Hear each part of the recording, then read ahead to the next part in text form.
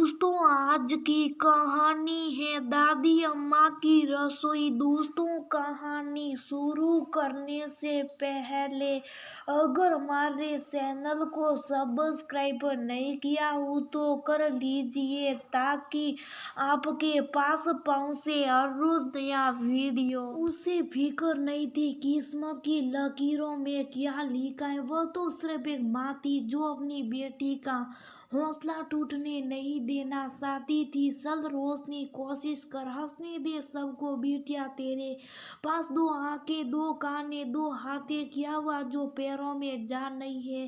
भगवान सबको कोई ना कोई कमी देता है, लेकिन भगवान जब किसी को कोई कमी देता है ना तो कोई ना कोई ऐसी शक्ति भी देता जो और किसी के पास नहीं होती। और वह इंसान भगवान के सबसे करीब होता है। भगवान हमेशा उसका साथ देते। राधिका ने अपनी बेटी से कहा, सच में कान्हा जी मेरा साथ देंगे हमेशा? 5 साल की रोशनी ने मासूमियत से पूछा। हाँ देख, मुझे भी कान्हा जी की तरह बांसुरी बजानी आती है। वो हमेशा तेरे साथ है। अब तू गोदी में नहीं चलेगी, खुद स्कूल जाएगी। और रोशनी अपने दोनों हाथों दोनों पैरों से चलकर स्कूल जाने लगी। पोलियो की वजह से रोशनी पैरों से चलने में असमर्थ थी। रोशनी की माँ राधिका ने मास्टर जी से बात करी। मास्टर जी भले इंसान थे, उन्होंने बच्चों को समझाया और नन्ही रोशनी का भी हौसला बढ़ाया। रोशनी का बड़ा भाई महेश ना जाने क्यों रोशनी से थोड़ा कटा कटा सा रहता था, पर रोशनी ने इस बात का कभी बुरा नहीं माना। रोशनी खूब मन लगा कर पढ़ती। धीरे धीरे उसने 8वीं की परीक्षा भी पास कर ली। पढ़ाई में बहुत ज़्यादा तेज तो नहीं थी, पर प्रथम श्रेणी में पास हो जाती थी। अरे राधिका बहू, हमारी तो किस्मत ही खराब है ना। ना जाने क्या लिखा कर लाई है ये सोरी अपनी किस्मत में। दादी लाजवंती जी सिर पकड़ कर कोसती। अम्मा जी आपसे हाथ जोड़कर विनती है, रोशनी के सामने कभी कुछ मत करना। आप उसे हौसला नहीं दे सकती तो कम से कम उसका हौसला तोड़ना भी मत। उसकी किस्मत में क्या लिखा है इसका तो पता नहीं, पर आपको मैं इतना लिख कर देती हूँ कि एक दिन आपको अपनी रोशनी पर गर्व होगा। हमारी रोशनी औरों की जिंदगी को भी रोशन करेगी। राधिका ने मुस्कुराते हुए कहा। 8वीं में रोशनी को सरकार की तरफ से 3 पहिए वाली साइकिल मिल गई। रोशनी को तो लगा मानो पंख मिल गए। फिर रोशनी ने पीछे मुड़कर नहीं देखा। लोग क्या कहते हैं, क्या सोचते हैं, उसे इससे कुछ नहीं फर्क पड़ता था। रोशनी अक्सर कहती, मेरी किस्मत में क्या लिखा मुझे कोई फर्क नहीं पड़ता, मैं अपनी किस्मत खुद लिखूंगी। भगवान ने मुझे सुना है, शक्ति दी है। रोशनी कविताएं लिखती थी, उसे गाने का भी शौक था। माँ, मैं पढ़ाई में बहुत अच्छी तो नहीं हूँ, पता नहीं सरकारी नौकरी में निकल पाऊंगी या नहीं, पर मुझे संगीत खुशी देता है। माँ, मैं कॉलेज में संगीत विषय लेना चाहती हूँ, क्या कहती है तू? हाँ बिटिया, जो तू चाहे वह कर। राधिका ने कहा, सूरी गाएगी अब बस कर, शेर जाकर पढ़ना कोई हंसी खेल नहीं है। रोशनी के पिता बसीधर ने कहा, हम महेश को भी तो भेजेंगे पढ़ने, तो मैं लेकर जाऊंगी रोजाना रोशनी को, वहीं पर कुछ घंटों का काम भी कर लूंगी। जब कॉलेज खत्म होगा तो वापस ले आऊंगी। राधिका ने कहा, देख राधिका, कोई हंसी खेल नहीं है, ये घर का काम कौन संभालेगा, अम्मा थोड़ी करेगी। बसीधर ने कहा। राधिका ने अपनी सास लाजवंती से प्यार से बात करी। अम्मा जी, सुबह सारा काम करके जाऊंगी, शाम 5 बजे तक तो हम वापस आ जाएंगे। अभी साथ दे दूंगी तो रोशनी अपने पैरों पर खड़ी हो पाएगी। बाद में पैसों के लिए किसी के सामने हाथ नहीं फैलाने पड़ेंगे उसे।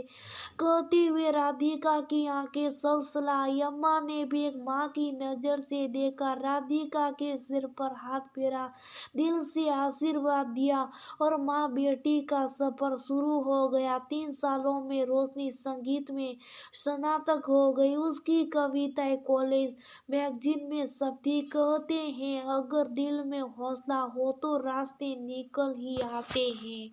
कॉलेज की लेक्चरर्स भी रोशनी से काफी प्रभावित थी। रोशनी की संगीत शिक्षिका माधुरी ने राधिका को आकाशवाणी में इंटरव्यू देने को कहा। रोशनी को बेसिक कंप्यूटर भी आता था, कविताएं लिखती थी, गाते भी अच्छा थी। रोशनी ने अपना पहला गीत रिकॉर्ड किया। उसके आत्मविश्वास को देखते हुए राधिका को आकाशवाणी में समाचार वाचिका और उद्घोषिका की नौकरी भी मिल गई। रोशनी ने अपनी सैलरी से स्कूटी भी खरीद ली। स्कूटी को दिव्यांग वाहन में परिवर्तित कराया। अब रोशनी खुद अपनी स्कूटी से वापस अपने गांव पहुंचती। रोशनी बिटिया, अभी तुम्हें ही सुन रहे थे, रेडियो पर बहुत मधुर गाती हो, सरपंच जी ने कहा। हाँ बसीधर, तेरी बेटिया साक्षात सरस्वती का स्वरूप है, बहुत ही मधुर वीणा और बांसुरी बजाती है। अखबार और एक प्रतिष्ठित पत्रिका में भी रोशनी की कविता और लेख छपे। इसने तो गांव का नाम रोशन कर दिया।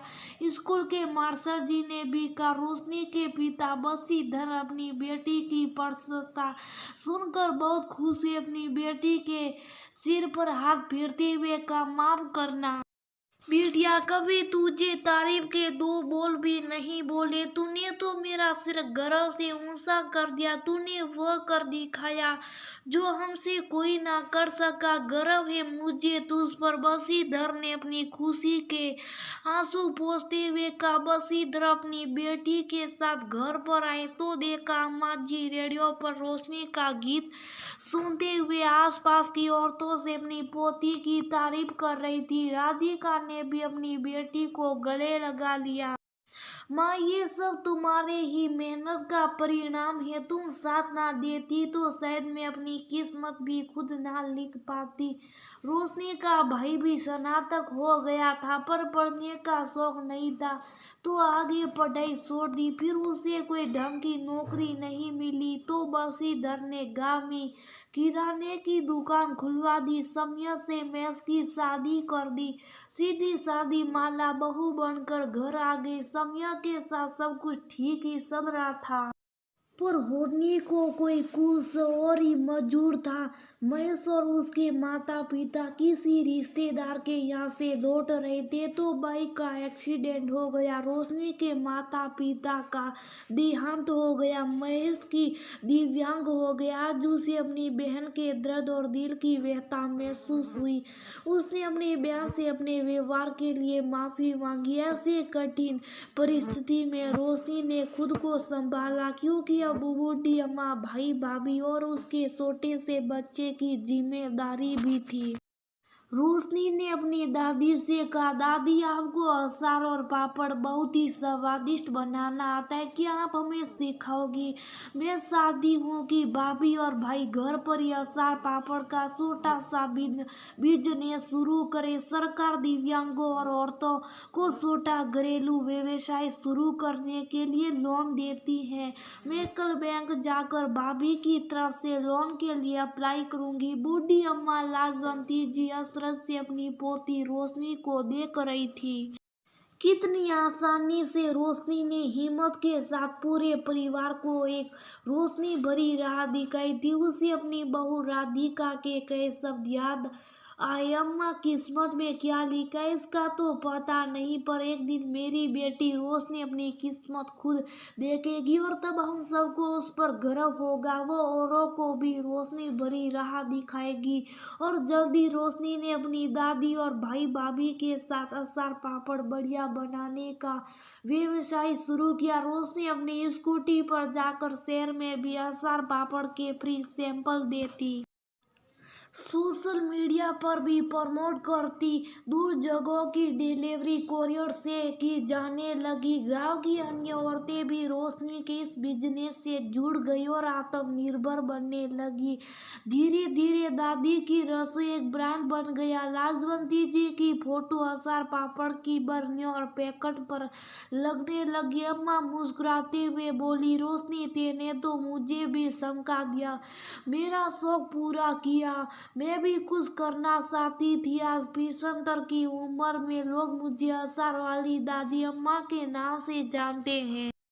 कहते हुए अम्मा का चेहरा खुशी से चमक उठा। हाँ हाँ माला, मेरी बहू और मेरी पोती रोशनी, तुम्हें तो मेरी इस कला को आगे बढ़ाओगी।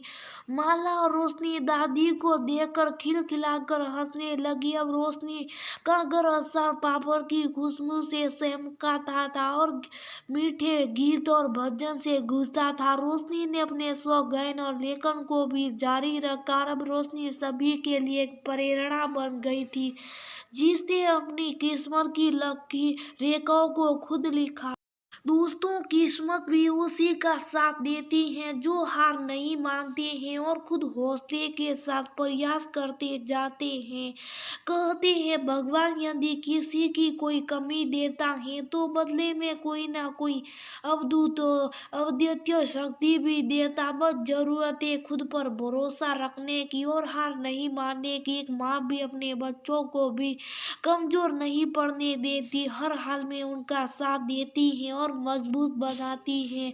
हर इंसान में ना कोई हुनर होता है, गुण होता है। अपने शौक और हुनर के बल पर खुद को पहचान दीजिए, आत्मनिर्भर बनिए, किस्मत पर नहीं खुद पर भरोसा कीजिए।